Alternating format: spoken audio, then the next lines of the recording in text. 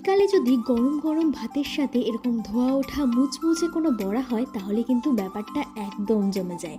তার সাথে যদি একদম অল্প উপকরণ লাগে তাহলে তো কোনো কথাই নেই।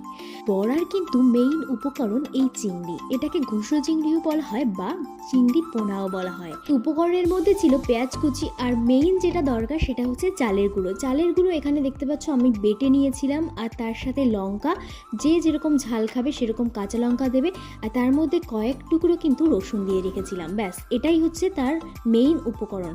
ভালো করে লবণ আর পরিমাণ মতো হলুদ দিয়ে মাখিয়ে একদম বুড়ো তেলে কিন্তু ভেজে নিতে হবে। আর দেখো আমি দেওয়ার সময় কিন্তু চেপে দিয়েছিলাম যাতে করে ভেতরে কোনো নরমের কোনো চান্সেস থাকবে না। আর এটা কিন্তু বুড়ো তেলে ভাজা, তাই কিন্তু ভীষণভাবে মুচমুচে। কিন্তু এখানে চালের গুঁড়ো ইউজ করা আছে, তাই কিন্তু এটা পুরোপুরি মুচমুচে খেতে হবে। আর গরম ভাতের সাথে তোমরা একবার ট্রাই করতে পারো, ব্যাপারটা কিন্তু দারুণ লাগবে।